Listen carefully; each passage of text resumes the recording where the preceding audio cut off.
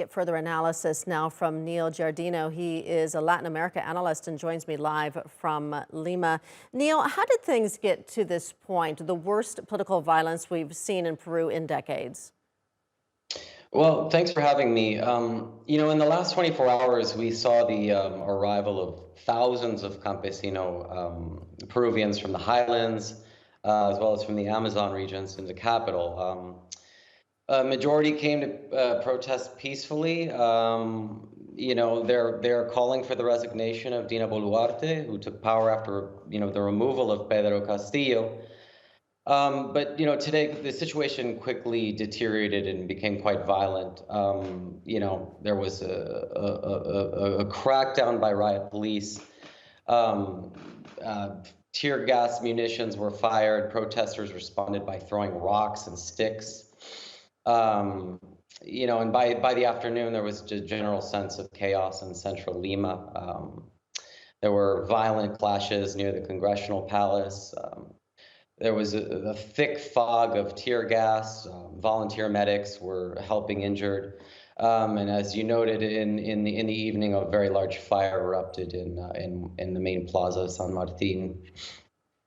So, who are these protesters exactly? Who are the people who are coming out and, causing this violence, but also protesting peacefully? Sure. I mean, these are people primarily from Peru's Andes and Amazon regions.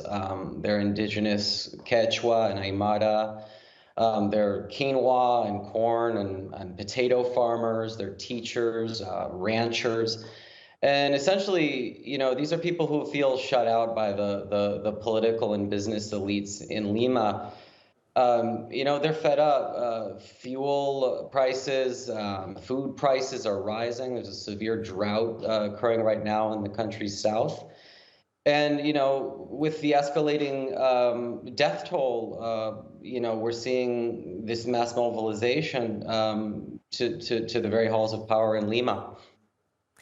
Dina Boluarte says that she wants to negotiate with the protesters, but they're calling for her resignation as well as early elections and changes to the Constitution. How do you expect the government to respond?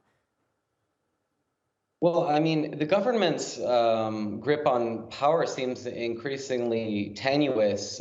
Dina Boluarte has dug in her heels. Earlier this week, she said that she would not resign. And in the wake of what has been an incredibly chaotic day, she in a national address this evening, she oddly praised officers. This is a day that saw an airport stormed in the second largest city of Arequipa. The burning of a police outfit in the country's south, in the Puno region.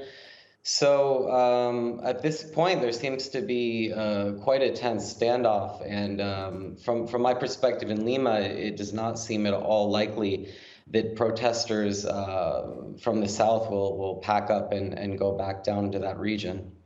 All right, Neil Giardino joining us from Lima. Thank you.